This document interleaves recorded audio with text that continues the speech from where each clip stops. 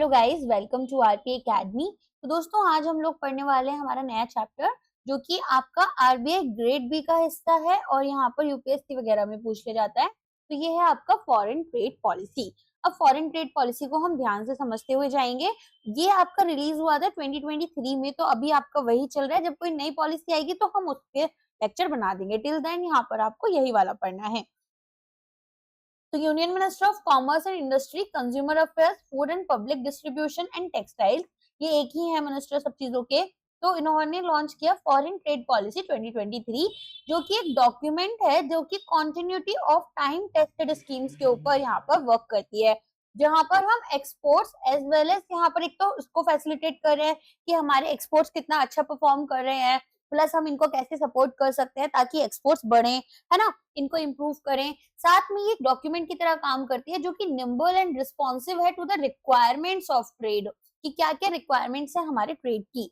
तो यहाँ पर आपके कुछ प्रिंसिपल्स आते हैं, that is trust and partnership, जो कि एक्सपोर्टर्स के साथ में चलते हैं। तो न्यू फॉरेन ट्रेड पॉलिसी यहाँ पर एक वन टाइम एमनेस्टी स्कीम है फॉर एक्सपोर्टर्स, ठीक है, जहां पर हम ओल्ड पेंडिंग अथॉराइजेशन और जो हैं उनको सबसे पहले क्लोज कर रहे हैं, साथ में यहाँ पर फ्रेश स्टार्ट करेंगे। तो बेसिकली हम यहाँ पर क्या कोशिश कर रहे हैं, हम कोशिश कर रहे हैं कि ठीक है, अगर पुराने आपके कुछ भी लीगल वर्क हैं, कोई भी प्रॉब्लम्स हैं, ठीक है, उन सबको बंद करो। अभी यहाँ पर जो भी फाइन्स वगैरह थे वो पेनल्टीज भी हम रोकते हैं। यहाँ पर आप अपनी सारी legal documents on time provide करो और नया स्टार्टिंग करते हैं, नई बिगनिंग से शुरू करते हैं। तो यहाँ पर हम न्यू टाउन्स को रिकॉग्नाइज कर रहे हैं through towns of export excellence scheme. तो यहाँ पर हम एक्सपोर्ट एक्सीलेंस स्कीम जो है वो लेकर आए हैं, towns of export excellence scheme. या इसके अलावा हम यहाँ पर एक्सपोर्टर्स जो हैं थ्रू स्टेटस होल्डर स्कीम, तो हम यहाँ पर इनको भी, एक्सपोर्टर्स को भी रिकॉग्नाइज कर रहे हैं। तो एफटीपी 2023 आपके लिए क्या है, फैसिलिटेट कर रही है एक्सपोर्ट्स को by streamlining the popular advance authorization and EPCG schemes and enabling merchanting trade from India। तो यहाँ पर हम लोग क्या कर रहे हैं, अपनी जो स्कीम्स है ना, इनको और ज्यादा रेशनलाइज कर रहे हैं, ठीक है, और कोशिश कर रहे हैं कि एक्सपोर्ट्स को हम फैसिलिटेट कर पाए। तो ये सारी स्कीम्स जो है, ईपीसीजी हो गया या फिर आपका यहाँ पर अलग अलग तरह के स्कीम्स जो है वो हम अभी आगे पढ़ेंगे, तो मैं आपको चीजें समझाते हुए चलूंगी। ऑब्जेक्टिव क्या है, सबसे पहले ये समझते हैं फॉरेन ट्रेड पॉलिसी का। तो यहाँ पर हमें प्रोसेस जो है करना होगा री इंजीनियरिंग और ऑटोमेशन को, ताकि हम ease of doing business for exporters को फैसिलिटेट कर पाए। तो यहाँ पर हमें री इंजीनियरिंग करनी है, ऑटोमेशन लेकर आने की बात की गई थी, ठीक है। अच्छा, इसके अलावा यहाँ पर हम जो एमर्जिंग एरियाज हैं, जैसे कि आपका dual use high end technology items under SCOMET, facilitating e commerce exports, collaboration करेंगे स्टेट्स के साथ में और डिस्ट्रिक्ट्स के साथ में फॉर एक्सपोर्ट प्रमोशन। गोल्स और टारगेट्स क्या है ये आपको पता होने चाहिए। तो गवर्नमेंट अपने इंडिया के ओवरऑल जो एक्सपोर्ट्स हैं उनको 2 ट्रिलियन तक पहुंचाना चाहती है 2030 तक, जहां पर इक्वल कंट्रीब्यूशन हमारा मर्चेंडाइज का और सर्विस सेक्टर्स का दोनों का होना चाहिए, मतलब गुड्स का भी और सर्विसेज का भी, दोनों का ही इक्वल इक्वल कंट्रीब्यूशन रहेगा। तो बोल सकते हैं 1 ट्रिलियन बाय 2030। गवर्नमेंट यहाँ पर चाहती है कि एंकरेज करे यूज ऑफ इंडियन करेंसी। हमने देखा था ना, डी डॉलर, यहाँ पर हम क्या कर रहे हैं, डी डॉलराइजेशन की तरफ जा रहे हैं, साथ में इंटरनेशनलाइजेशन ऑफ रुपी की तरफ जा रहे हैं। तो अगर आपके पास में कोई भी ऐसे आता है या फिर आपके पास कोई डिस्क्रिप्टिव में क्वेश्चन आता है इंटरनेशनलाइजेशन ऑफ रुपी के लिए, तो वहां भी आप इस लाइन को यूज कर सकते हैं कि इंडिया यूज कर रही है इंडियन करेंसी को क्रॉस बॉर्डर ट्रेड में। और यहाँ पर इन्होंने फॉरेन ट्रेड पॉलिसी में भी इसके बारे में बात की गई है। एंड यहाँ पर एक नया पेमेंट सेटलमेंट फ्रेमवर्क भी इंट्रोड्यूस किया था आरबीआई ने जुलाई 2022 में। अब कुछ यहाँ पर हमारे पास 4 पिलर्स हैं जो कि इस पूरी की पूरी जो पॉलिसी है, ठीक है, इसको यहाँ पर डिफाइन करते हैं। ये पूरी पॉलिसी इसके ऊपर बेस्ड है। तो वो 4 हमारे पास में क्या क्या पिलर्स हैं, सबसे पहले तो जो रेमिशन हो रहा है उसके लिए हम इंसेंटिव्स देंगे। दूसरा, एक्सपोर्ट्स को प्रमोट करेंगे कोलैबोरेशंस के थ्रू। तो exporters, states, districts, Indian missions, इन सबको आपस में कोलैबोरेट कराया जाएगा। ईज ऑफ डूइंग बिजनेस, आपको पता है इंडियन गवर्नमेंट बहुत ज्यादा फोकस्ड है, तो यहाँ पर भी हम फोकस करेंगे, रिडक्शन करेंगे ट्रांजेक्शन कॉस्ट में और ई इनिशिएटिव्स में। साथ में यहाँ पर एमर्जिंग एरियाज जैसे ई कॉमर्स हो गया, है ना, आपने देखा था इंडिया ने ओएनडीसी प्लेटफॉर्म भी तभी लेकर आए थे। तो e commerce, developing districts as export hubs, हम यहाँ पर डिस्ट्रिक्ट वाइज भी जा रहे हैं और एक्सपोर्ट हब्स के लिए काम कर रहे हैं और स्ट्रीमलाइनिंग कर रहे हैं कॉमेट पॉलिसी की। ठीक है, चलो अब आते हैं प्रोसेस री इंजीनियरिंग एंड ऑटोमेशन। तो अभी हमने देखा कि ये इसका ऑब्जेक्टिव है, तो ग्रेटर फेथ यहाँ पर रिपोज किया जा रहा है एक्सपोर्टर्स पर। कैसे? हम ऑटोमेट कर रहे हैं हमारे आईटी सिस्टम्स को। वो जो पेपर वर्क होता था, वो जो यहाँ पर साइन करने के लिए आपको जाना पड़ रहा है, सारा यहाँ पर काम इतना वर्कलोड बढ़ा देते थे, फिर इतने डिलेज होते थे, तो वो सबको खत्म करने के लिए ऑटोमेशन किया जाएगा। आईटी सिस्टम्स और रिस्क मैनेजमेंट सिस्टम होगा वेरियस अप्रूवल्स के लिए हमारी न्यू फॉरेन ट्रेड पॉलिसी के अकॉर्डिंग। तो यहाँ पर ये जो पॉलिसी है ये एक्सपोर्ट प्रमोशन और डेवलपमेंट को एम्फसाइज करते हुए बोल रही है कि अब हम यहाँ पर आपका थोड़ा सा जो अपनी अप्रोच है उसमें चेंज लाएंगे। क्या चेंज ला रहे हैं? पहले हम एक इंसेंटिव रिजीम पर चलते थे, अब हम एक ऐसी रिजीम बनाएंगे जहां पर टेक्नोलॉजी इंटरफेस और प्रिंसिपल्स हमारे कोलैबोरेशन के जो हैं उसके बेस पर हम फैसिलिटेट करेंगे एक्सपोर्टर्स को। बेसिकली यहाँ पर हम इनको ज्यादा प्रोवाइड करेंगे फैसिलिटीज, यहाँ पर इनको जो प्रॉब्लम्स आ रहे थे इन्हें रिजॉल्व करेंगे, रेदर देन पहले जो हम यहाँ पर इनको इंसेंटिव्स देते रहते थे कि आपने अच्छा एक्सपोर्ट करा है तो थोड़ा सा हम यहाँ पर आपको सब्सिडीज दे देते हैं, तो हम यहाँ पर थोड़ा आपको कंसेशन दे देते हैं। वो नहीं कर कर अब हम यहाँ पर क्या कर रहे हैं, आपको बेटर फैसिलिटीज प्रोवाइड कर रहे हैं। अब देखो यहाँ पर ना हमारी काफी सारे स्कीम्स चल रहे थे, जैसे ईपीसीजी का स्कीम था, बहुत अच्छा चल रहे हैं, है ना, एडवांस ऑथराइजेशन का। तो हमने देखा कि ये बहुत अच्छे से चल रहे हैं, तो हमने अपना फॉरेन ट्रेड पॉलिसी की इन स्कीम्स को कंटिन्यू भी किया along with substantial process re-engineering and technology enablement for facilitating the exporters F20P 2023, जहां पर हमने इम्प्लीमेंटेशन मैकेनिज्म जो है उसको कोडिफाई करा, अपना पेपरलेस बनाया सबसे पहले, तो फिर ऑनलाइन एनवायरनमेंट प्रोवाइड करना शुरू किया। हमने यहाँ पर जो हमारा ease of doing business initiatives थे उसी के ऊपर बिल्ड ऑन किया है, मतलब जो पुराना हमारा बेस बना हुआ था उसी पर चीजों को और बेहतर करने की कोशिश की गई है। रिडक्शन किया है हमने फी स्ट्रक्चर्स में और आईटी बेस्ड स्कीम्स में, ताकि यहाँ पर ये इजियर हो जाए एमएसएमईज के लिए, अदर्स के लिए, कि वो अपने एक्सपोर्ट बेनिफिट्स को एक्सेस कर पाए। ठीक है, अलॉन्ग विद दिस ना ड्यूटी एग्जाम्पशंस मिलते हैं। ड्यूटी क्या होता है? आपको यहाँ पर टैक्सेस वगैरह जो पे करने हैं, जैसे कस्टम ड्यूटी हो गया, है ना, तो यहाँ पर आपको जो ड्यूटी एग्जाम्पशन स्कीम्स हैं वो भी मिलती हैं, ताकि एक्सपोर्ट प्रोडक्शन जो है वो हमारा इम्प्लीमेंट हो थ्रू रीजनल ऑफिसेस। अब ये आपका rule based IT system environment रहेगा कि आप अगर रूल्स फॉलो कर रहे हो तो आपका डायरेक्टली अप्रूवल होता चला जाएगा, तो यहाँ पर मैनुअल इंटरफेस की जरूरत नहीं होगी। अब फाइनेंशियल ईयर 23-24 के ड्यूरिंग हमने देखा कि जितने भी प्रोसेसेस हमारे एडवांस और ईपीसीजी स्कीम्स के अंडर आ रहे थे, जिसमें आपका हमें अगर इशू कराना है, रीवैलिडेशन कराना है या फिर ईओ एक्सटेंशन लेना है, तो ये सभी चीजें फेज मैनर में कवर हो रही हैं। तो यहाँ पर हमने कुछ केसेस ऐसे देखे जहां पर रिस्क मैनेजमेंट फ्रेमवर्क जो था उसको मैनुअली स्क्रूटनाइज किया गया, जबकि मेजोरिटी ऑफ एप्लीकेंट्स जो थे उनको हमने ऑटोमेटिक रूट के थ्रू ही कवर किया था। तो अब यहाँ पर आपकी जो स्कीम्स हैं जिनके बारे में बात हो रहा था वो हम देख लेते हैं। तो यहाँ पर टाउन्स ऑफ एक्सपोर्ट एक्सपीरियंस के लिए 4 नए टाउन्स याद कर लेना इनको। जब ये नया नया स्कीम आया था तब तो ये क्वेश्चंस भी आए थे कि कौन कौन से टाउन्स हैं, है ना। अभी हो सकता है कि स्टैटिक पोर्शन पर थोड़ा फोकस आरबीआई का दोबारा से जाने लग गया है तो क्वेश्चंस आ जाए। सबसे पहले Faridabad, then Mirzapur, then Moradabad and then Varanasi. ठीक है, इनको हमने टाउन्स ऑफ एक्सपोर्ट एक्सीलेंस बताया है in addition to existing 39 towns. जो पुराने हमारे 39 टाउन्स हैं उनके अलावा 4 और टाउन्स को हमने ऐड कर दिया है। तो टोटल कितने हो गए टाउन्स यहाँ पर आपके, बताओ। तो यहाँ पर आपके पास में टोटल टाउन्स जो होते हैं वो आपके 42 हो गए, राइट। पहले कितने थे? 39 टाउन्स थे, सॉरी 43 हो गए, है ना। तो यहाँ पर जो आपके पास टाउन्स ऑफ एक्सपोर्ट एक्सीलेंस है इसमें हमने देखा कि प्रायोरिटी एक्सेस दी गई है एक्सपोर्ट प्रमोशन फंड्स के लिए अंडर एमएआई स्कीम, और ये आप अवेल कर सकते हो कॉमन सर्विस प्रोवाइडर बेनिफिट्स के through for export fulfilment under the EPCG scheme. EPCG के बारे में भी हम आगे पढ़ेंगे। तो ये जो एडिशन है ये हमारा बूस्ट करेगा एक्सपोर्ट्स को of handlooms, handicraft and carpets. आगे इतना समझ, ये एक बार ना शॉर्ट में कवर कर लेते हैं ईपीसीजी स्कीम को पहले। तो देखो ईपीसीजी स्कीम कौन लेकर आया था? Ministry of commerce and industry लेकर आई थी। तो यहाँ पर हमारे पास में ईपीसीजी का फुल फॉर्म क्या होता है? Export promotion capital goods scheme. ठीक है, कैपिटल गुड्स स्कीम। अब यहाँ पर हमें क्या करना था, जो कंप्लायंस रिक्वायरमेंट थी, जो पेपर वर्क वगैरह हो रहा था कि कौन कौन से रूल्स फॉलो करने हैं, उनको हमें रिड्यूस करना था और रिड्यूस कर कर यहाँ पर ईज ऑफ डूइंग बिजनेस जो है इसको फैसिलिटेट करना था। तो अब कैपिटल गुड्स क्या होते हैं ये तो आपको पता ही है।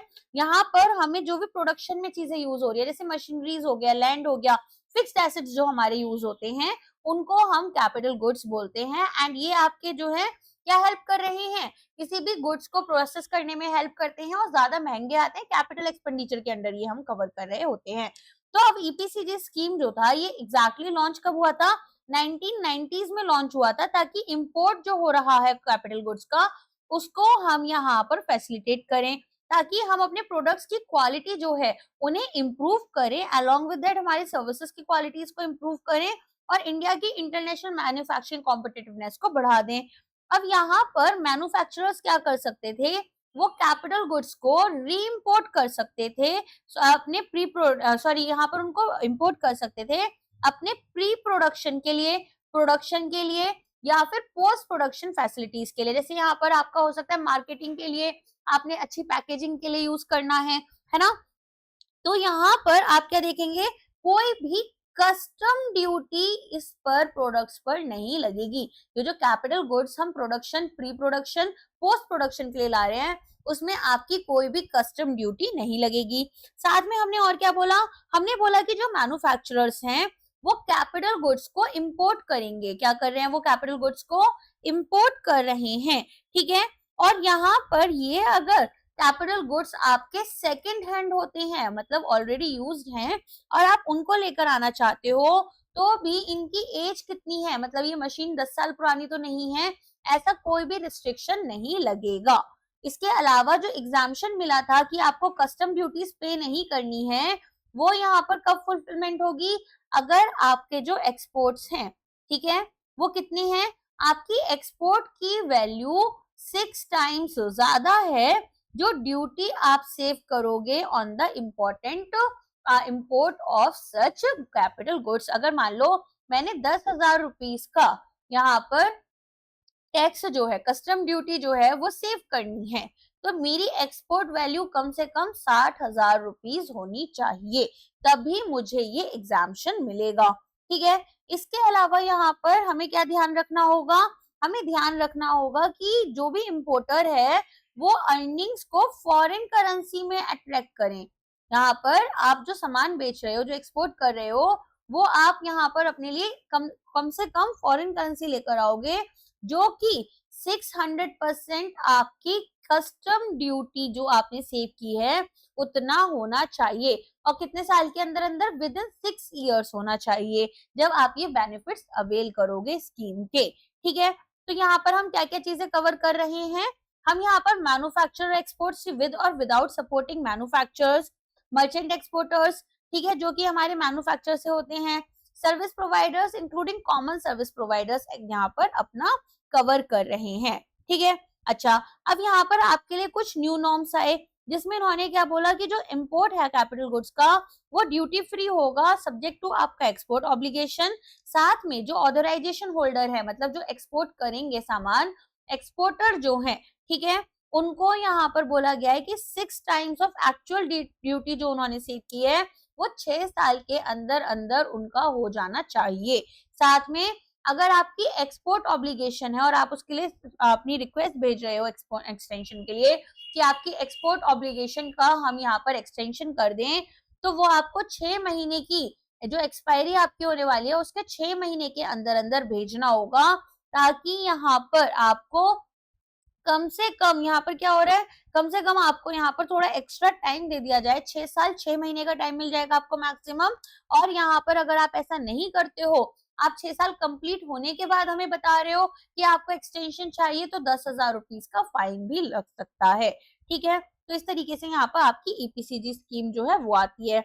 अब इसके अलावा भी हमारे पास कुछ और स्कीम्स हैं, जैसे कि हमने देखा था merchandise exports from India scheme था, service export from India scheme है ना, तो ये भी हमारी कवर हो रही है। अब वापस आ जाते हैं, इसके बाद में हमने देखा रिकॉग्निशन ऑफ एक्सपोर्टर्स। अब रिकॉग्निशन ऑफ एक्सपोर्टर्स में क्या है, एक्सपोर्ट फर्म्स जो कि ऑर्गेनाइज्ड हैं with status based on export performance will now be partners in capacity building initiatives on a best endeavor basis।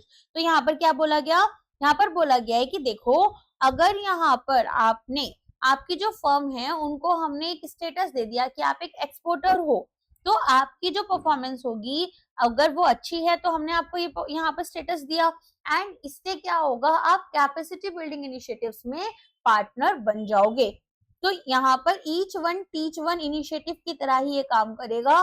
जैसे 2 स्टार या अबव स्टेटस होल्डर्स जो है उनको एनकरेज किया जाएगा कि वो ट्रेड रिलेटेड जो ट्रेनिंग है, ठीक है, वो हमें प्रोवाइड करेंगे। और यहाँ पर क्या होगा, अब ये जो ट्रेनिंग प्रोवाइड की जाएगी एक मॉडल करिकुलम है टू इंटरेस्टेड इंडिविजुअल्स। तो बेसिकली अगर मान लो आपको यहाँ पर एक्सपोर्टर का स्टेटस मिला जिसमें आपकी जो रेटिंग है वो 2 स्टार या इससे ज्यादा की है, तो ऐसी सिचुएशन में आपको हम बोल रहे हैं कि ठीक है आपको हम क्या कर सकते हैं, ट्रेनिंग प्रोवाइड कर सकते हैं। अब ये ट्रेनिंग किस चीज से रिलेटेड होगी, आपका ट्रेड रिलेटेड होगी, और एक मॉडल करिकुलम हमने ऑलरेडी बना रखा है उसके अकॉर्डिंग हम आपको प्रोवाइड करेंगे only if you are interested in getting this training. तो इससे क्या होगा, इंडिया में एक स्किल्ड मैन पावर बनेगी जो कि यहाँ पर कैपेबल होगी सर्विसिंग ए 5 trillion economy before 2030। Status recognition norms जो है वो रिकैलिब्रेट किए गए हैं ताकि हम ज्यादा से ज्यादा एक्सपोर्टिंग फर्म्स को यहाँ पर इंक्लूड करें और 4 एंड 5 स्टार रेटिंग ये अचीव कर पाए, एंड यहाँ पर अपनी बेटर ब्रांडिंग अपॉर्चुनिटीज इनको मिले इन एक्सपोर्ट मार्केट्स। तो हम इनको यहाँ पर स्किल बेस्ड मैन पावर में कन्वर्ट करना चाहते हैं। नेक्स्ट आ जाता है आपका प्रमोटिंग एक्सपोर्ट्स फ्रॉम डिस्ट्रिक्ट्स। तो इसमें क्या होगा, यहाँ पर हमें पार्टनरशिप बिल्ड करनी है स्टेट गवर्नमेंट के साथ में, और जो districts as export hub initiative है जिसे हम DEH भी बोल रहे हैं, यहाँ पर हमें इसको लेकर आना है आगे ताकि हम डिस्ट्रिक्ट लेवल पर एक्सपोर्ट्स को प्रमोट करें और एक्सेलरेट करें development of grass root trade ecosystem. साथ में हम क्या चाहते हैं, हम यहाँ पर देखें कि भाई कौन कौन से ऐसे प्रोडक्ट्स हैं जिनको हम एक्चुअली एक्सपोर्ट कर सकते हैं या कौन सी ऐसी सर्विसेज हैं, और डिस्ट्रिक्ट लेवल पर अगर हमें लगता है कि कोई कंसर्न इनसे रिलेटेड है तो उसको भी यहाँ पर हम रिजॉल्व करने की कोशिश करेंगे।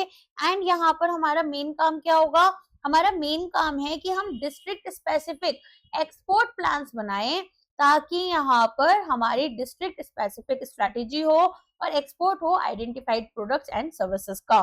तो एक इंस्टीट्यूशनल मैकेनिज्म हम यहाँ पर स्टार्ट करेंगे, state export promotion committee and district export promotion committee. अब देखो यहाँ पर इसको थ्योरी पढ़ लेते हैं। तो FTP क्या चाहते हैं, पार्टनरशिप बिल्ड करना है स्टेट गवर्नमेंट के साथ में और district as export hub initiative को आगे ले जाना है ताकि एक्सपोर्ट्स को डिस्ट्रिक्ट लेवल पर हम प्रमोट करें और डेवलपमेंट हो ग्रास रूट ट्रेड इकोसिस्टम की।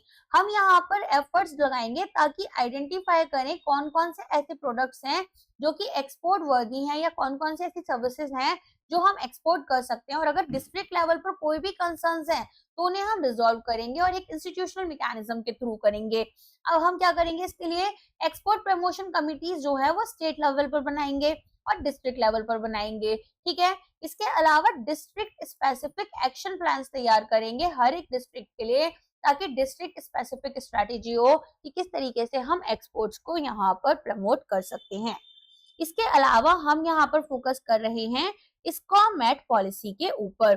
स्कॉमेट का फुल फॉर्म क्या होता है, special chemicals organisms materials equipments and technologies, ठीक है। तो इंडिया यहाँ पर एम्फेसाइज कर रहा है एक्सपोर्ट कंट्रोल रिजीम पर और इंटीग्रेट करना चाहता है एक्सपोर्ट कंट्रोल रिजीम कंट्रीज के साथ में ताकि ये स्ट्रेंथन हो।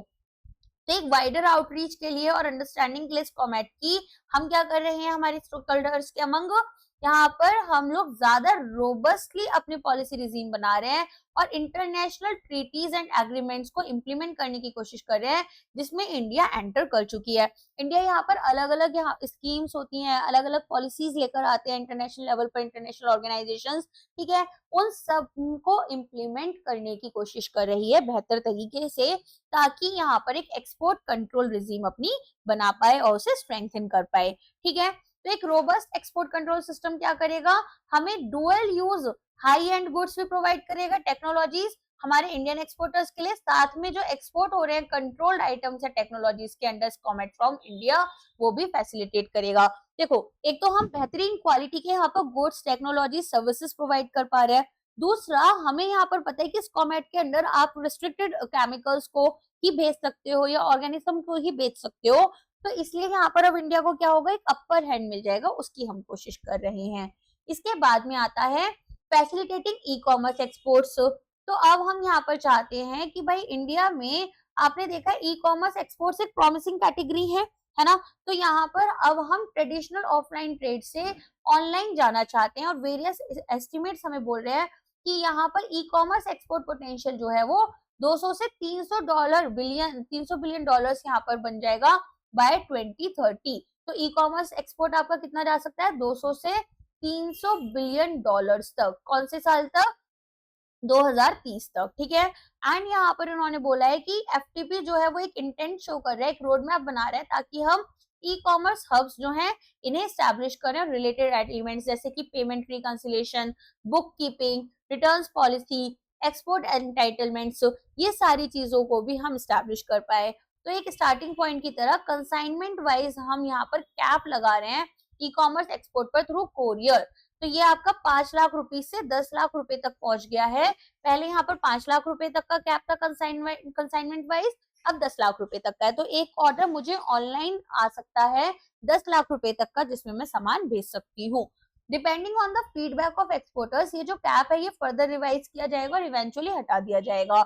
इंटीग्रेशन करेंगे कोरियर और पोस्टल एक्सपोर्ट्स का आइस गेट के साथ में, ताकि अनेबल करें हमारे एक्सपोर्टर्स को कि वो बेनिफिट्स क्लेम कर सकते हैं अंडर फॉरेन ट्रेड पॉलिसी।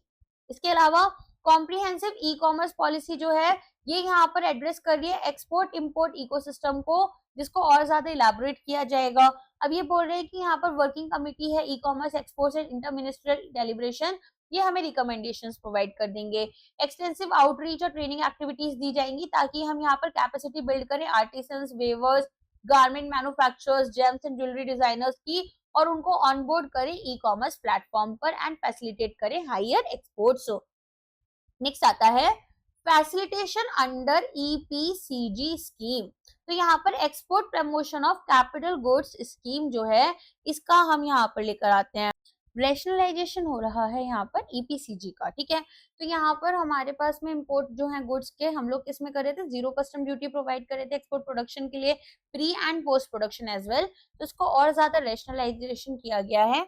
सबसे पहले अगर हम बात करें प्रधानमंत्री या फिर prime minister mega integrated textile reason and apparel parks, PM Mitra scheme जो है उसको हमने एक एडिशनल स्कीम के बतौर यहाँ पर इसको ऐड किया है। और हमने क्या किया है, यहाँ पर इसको ऐड करने के लिए क्या किया है, ताकि यहाँ आप कॉमन सर्विस प्रोवाइडर्स के अंडर इसमें जो भी आपके क्लेम्स हैं वो बेनिफिट्स आप ले पाओ, ठीक है, अगर आप इसके अंडर एलिजिबल हो।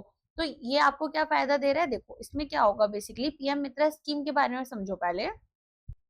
ये स्कीम ने इसलिए लेकर आए थे ताकि जो भी हमारा टेक्सटाइल वैल्यू चेन है उसको हम इंटीग्रेट करें। तो यहाँ पर spinning, weaving, processing, dyeing, printing, ये सारी चीजें जो हैं ये हम यहाँ पर एक साथ इंटीग्रेट कर कर अपना जो गारमेंट मैन्युफैक्चरिंग है उसको एक लोकेशन पर लेकर आए। तो ये हमारा क्या करेगा, मित्रा पार्क करेगा, ठीक है। तो यूनियन कैबिनेट ने यहाँ पर आपके लिए 7 ऐसे mega integrated textile reason and apparel parks जो हैं उनको सेटअप करने की बात की गई थी, जिसमें कि 4,445 करोड़ रुपीस का आपका बजट था। अब यहाँ पर कुछ की पॉइंट्स हैं। इसको डेवलप किया गया बाय स्पेशल पर्पस व्हीकल, जिसको ओन हमारे सेंटर और स्टेट गवर्नमेंट दोनों ही कर रहे थे, और ये आपका ट्रिपल पी मोड में था, पब्लिक प्राइवेट पार्टनरशिप मोड। अब हर एक मित्रा पार्क जो है इसमें एक इंक्यूबेशन सेंटर बनाया गया, कॉमन प्रोसेसिंग हाउस और कॉमन एफ्लुएंट ट्रीटमेंट प्लांट, ताकि यहाँ पर हमारी जितनी भी टेक्सटाइल रिलेटेड फैसिलिटीज हैं और जितने भी हमारे जैसे डिजाइन सेंटर्स हो गए, टेक्सटाइल सेंटर्स हो गए, उन्हें हम स्टैब्लिश कर पाए। तो एक मास्टर डेवलपर जो है वो आपके लिए एक तो इंडस्ट्रियल पार्क बना रहा है, साथ में इसको मेंटेन करेगा कंसेशन पीरियड के हिसाब से। तो फंडिंग की बात करें तो सेंटर जो है वो हमें कैपिटल सपोर्ट प्रोवाइड कर रहा था इनको डेवलप करने के लिए। तो हर एक ग्रीन फील्ड मित्रा पार्क में 500 करोड़ रुपीस सेंट्रल गवर्नमेंट दे रही थी और 200 करोड़ रुपीस तक हमारे ब्राउन फील्ड प्रोजेक्ट्स में मिल रहा था। अब ग्रीनफील्ड प्रोजेक्ट्स में हमारे पास में यहाँ पर जो पैसा आता है, इसका मतलब क्या है कि हम स्क्रैच से शुरू करेंगे, एकदम नया प्रोजेक्ट है। और अगर ब्राउनफील्ड की बात करें तो हमारे पुराने प्रोजेक्ट्स को ही हम यहाँ पर मेंटेन कर रहे होते हैं, रिपेयर कर रहे होते हैं, या फिर इनको नए तरीके से बनाते हैं। अब यहाँ पर अगर आपको इंसेंटिव्स चाहिए तो 300 करोड़ रुपए का एक्स्ट्रा एडिशनल इंसेंटिव मिल जाता है इन केस यहाँ पर हमने कॉम्पिटिटिवनेस इंसेंटिव सपोर्ट जो है वो प्रोवाइड किया for early establishment of textile manufacturing. Investors जो सेटअप करेंगे यहाँ पर एंकर प्लांट्स, वो 100 लोगों को कम से कम यहाँ पर एम्प्लॉयमेंट प्रोवाइड करेंगे। और अगर यहाँ पर वो ऐसा करते हैं तो 10 करोड़ रुपीस तक का इंसेंटिव उन्हें हर साल मिल सकता है अप टू 3 इयर्स, राइट। तो इस तरीके से हमारे जो पीएम मित्रा पार्क है वो हमें हेल्प करेंगे, जिसमें हम ये बोल रहे हैं कि हमारी कोशिश ये है कि हर एक पार्क कम से कम 1 लाख नए जॉब्स क्रिएट करे। इतना समझ में आ गया। अब यहाँ पर ये जो पीएम मित्रा पार्क है, इसको इन्होंने एक एडिशनल स्कीम यहाँ पर ऐड करने से क्या करा है, यहाँ पर इसको भी ऐड कर हम अपने एक्सपोर्ट्स को और ज्यादा बेटर प्रमोट कर पाएंगे एंड रेशनलाइजेशन हो रहा है। साथ में जो डेयरी सेक्टर है उसको हमने यहाँ पर एग्जाम कर दिया है कि उनको एवरेज एक्सपोर्ट ऑब्लिगेशन जो था, वो जो 600% वाला था ना, वो मेंटेन नहीं करना है, ताकि हम डेयरी सेक्टर को अपग्रेड कर पाए, सपोर्ट करें कि वो अपनी जो टेक्नोलॉजी है उसे अपग्रेड कर पाए। ठीक है। इसके अलावा बैटरी आपके इलेक्ट्रिक व्हीकल्स जो हैं, सभी तरह के vertical farming equipment, waste water treatment और recycling, rain water harvesting system, rain water filters, green hydrogen, ये सभी को हमने ग्रीन टेक्नोलॉजी प्रोडक्ट्स में ऐड किया है, जो कि एलिजिबल रहेंगे for reduced export obligation requirement under EPCG scheme.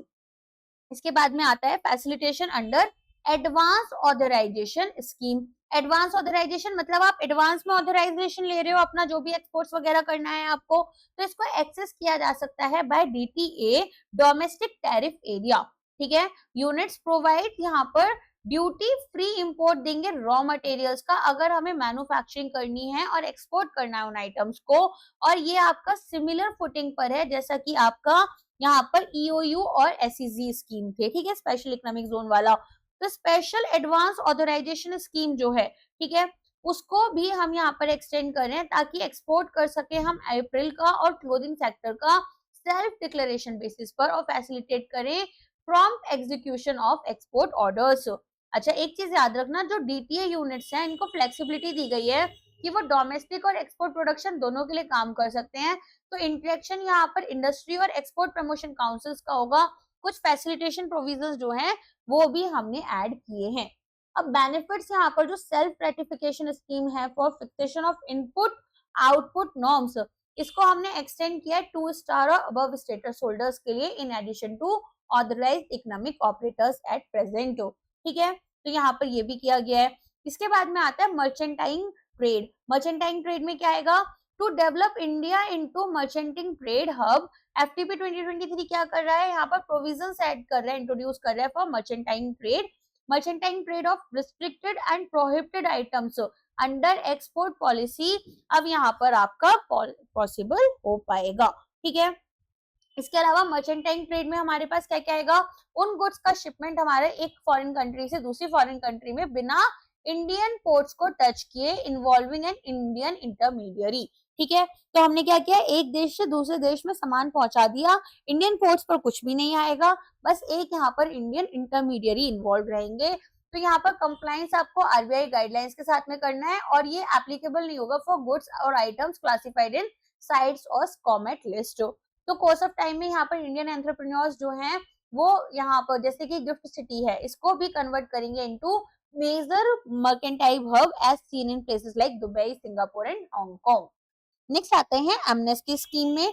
तो यहाँ पर एक ऑनलाइन पोर्टल लॉन्च किया जाएगा रजिस्ट्रेशन के लिए, और एक 6 महीने का विंडो दिया जाएगा एक्सपोर्टर्स के लिए कि वो इस स्कीम को अवेल कर पाए। ठीक है, तो यहाँ पर जितने भी पेंडिंग केसेस हैं डिफॉल्ट के एक्सपोर्ट ऑब्लिगेशन में, जहां हमने देखा था ना 10,000 रुपए की पेनल्टी लगेगी, एक्सेट्रा चीजें होती हैं, और फॉर ऑथराइजेशन उन सभी को कवर करेंगे और रेगुलराइज करेंगे कि जो पेमेंट्स है हमारे कस्टम ड्यूटीज की वो एग्जाम्प्ट हो जाए in proportion to unfulfilled export obligation. तो यहाँ पर एक special one time amnesty scheme आई है ताकि डिफॉल्ट जो हो रहा है एक्सपोर्ट ऑब्लिगेशन पर उसे हम यहाँ पर एड्रेस करें। तो रिलीफ प्रोवाइड करेंगे एक्सपोर्टर्स को जो कि अपनी ऑब्लिगेशंस को मीट नहीं कर पाए हैं ईपीसीजी या फिर एडवांस ऑथराइजेशन में, और बहुत ज्यादा बर्डन उनके ऊपर हाई कस्टम ड्यूटी का और इंटरेस्ट कॉस्ट जो है यहाँ पर उससे एसोसिएटेड आ गया है। तो जितने भी पेंडिंग केसेस हैं आपके आपके एक्सपोर्ट ऑब्लिगेशन से रिलेटेड ऑफ ऑथराइजेशन, उनको हम क्या करेंगे यहाँ पर रेगुलराइज करेंगे कि आप यहाँ पर जितनी भी कस्टम ड्यूटीज हैं और जिनकी पेमेंट होनी थी और लेकिन एक्सेप्ट किया गया है in proportion to unfulfilled export obligation. हो सकता है आपने 600% यहाँ पर अपना एक्सपोर्ट ड्यूटी एक्सपोर्ट जो है वो नहीं कर पाए हो वैल्यू, लेकिन 200% कर लिया, तो हम फिर 200% के हिसाब से आपको कस्टम ड्यूटी एग्जाम्पशन प्रोवाइड कर देंगे। इंटरेस्ट पेएबल जो है वो 100% से ज्यादा नहीं होगा इन एग्जेम्प्टेड ड्यूटीज का, तो यहाँ पर कोई भी इंटरेस्ट पेएबल नहीं है on portion of additional custom duty and special additional custom duty, and this is likely to provide relief to exporters as interest burden जो है उनका काफी कम हो जाएगा। तो एमनेस्टी से यहाँ पर ये बोल रहे हैं कि हो सकता है एक्सपोर्टर्स को एक फ्रेश स्टार्ट करने के लिए मिल जाए और वो यहाँ पर अपॉर्चुनिटी मिले कि वो कंप्लायंस कर पाए। ठीक है, तो इसके अलावा यहाँ पर और चीजें देख लेते हैं। फॉरेन ट्रेड पॉलिसी का रोड मैप क्या है कि एक्सपोर्ट हब्स जो हैं इनको यहाँ पर कोलैबोरेशन करवाना है एक्सपोर्टर्स स्टेट्स और डिस्ट्रिक्ट्स का, ई कॉमर्स को डिस्ट्रिक्ट लेवल पर प्रमोट करना है, स्ट्रेंथन करना है इंफ्रास्ट्रक्चर एंड लॉजिस्टिक इकोसिस्टम को, एक ट्रस्ट प्रोवाइड करना है two cluster based economic system ecosystem. ठीक है, इसके अलावा यहाँ पर एक चीज और याद रखना आप, कुछ सेलियंट फीचर्स जैसे मैंने आपको बताया था कि एक तो $2 ट्रिलियन हमें यहाँ पर $2 ट्रिलियन तक की इकोनॉमी जो है वो क्रिएट करनी है अपनी बेसिकली एक्सपोर्ट्स के थ्रू, है ना। इसके बाद में यहाँ पर कॉन्टिन्यूअस हमें बेसिकली $2 ट्रिलियन के हमें यहाँ पर एक्सपोर्ट्स करने हैं 2030 तक। फिर हमें कॉन्टिन्यूअस और रिस्पॉन्सिबल फ्रेमवर्क बनाना है जिसमें कोई भी एंड डेट नहीं हो। हमें रुपी को एक ग्लोबल करेंसी बनाना है, इंडिया को एक यहाँ पर ट्रेड हब बनाना है, जितनी भी हमारी एप्लीकेशंस जाती हैं इनका डिजिटाइजेशन करना, फास्टर प्रोसेसिंग करनी है। एमनेस्टी स्कीम यहाँ पर आपको एक तरीके का फ्रेश स्टार्ट प्रोवाइड कर रही है अगर आपका शॉर्टफॉल हो गया था एक्सपोर्ट ऑब्लिगेशन में। फिर हम रीस्ट्रक्चरिंग कर रहे हैं हमारे डिपार्टमेंट ऑफ कॉमर्स की और कम से कम 50% रिडक्शन प्रोवाइड कर रहे हैं थ्रेशोल्ड में in recognition of star trade houses, जो हमारे यहाँ पर 2 स्टार या फिर 2 स्टार से अबव का स्टेटस होल्डर्स हैं उनको हम यहाँ पर ट्रेनिंग वगैरह प्रोवाइड कर रहे हैं। तो कहीं ना कहीं स्किल्ड बेस्ड मैन पावर हम अपनी क्रिएट करने की कोशिश कर रहे हैं। एंड इसी के साथ में फॉरेन ट्रेड पॉलिसी का जो हमारा चैप्टर है वो भी कंप्लीट हो जाता है। आई होप आपको लेक्चर अच्छा लगा होगा। इसका आपको अगर पीडीएफ चाहिए तो वो हमारे पेड कोर्सेज में आपको मिलता है, सिर्फ और सिर्फ हमारी जो क्लासेस हैं वही फ्री रहती हैं। अलोंग विद दैट यहाँ पर आप चाहें तो हमारे साथ में मॉक्स वगैरह लगा सकते हैं, तो वो भी आपको मिल जाएंगे। इसके अलावा हम आपको फ्री ई बुक्स प्रोवाइड करते हैं। हमारी एप्लीकेशन है rpacademy.co.in, सेबी आईएफएससी पीएफआरडी से रिलेटेड तो हमारी मोस्टली काफी सारी ई बुक्स हैं एमसीक्यूज बेस्ड, जो कि आप अभी लगाना अपनी प्रिपरेशन शुरू कर सकते हैं। अलोंग विद दैट अगर आपको कोई भी डाउट होता है तो वो आप कमेंट सेक्शन में पूछ लेना, ठीक है। अगर अभी तक आपने हमारी एप्लीकेशन डाउनलोड नहीं की है तो एक बार एप्लीकेशन जरूर डाउनलोड कर लेना, और अगर अभी टेलीग्राम चैनल नहीं ज्वाइन किया है तो वो भी कर लो, क्योंकि 25 या 26 से आपको डेली एक डिस्क्रिप्टिव क्वेश्चन डेफिनेटली देखने के लिए मिलेगा जब तक आपका आरबीआई फेज 2 और सेबी फेज 2 कंप्लीट नहीं हो जाता। तो एक कॉम्प्रिहेंसिव प्रिपरेशन के लिए हमारे साथ जुड़े रहिए ताकि आपकी प्रिपरेशन अच्छी हो। आज के लिए बस इतना ही है, अब मिलते हैं हमारे नेक्स्ट क्लास में। Thank you so much.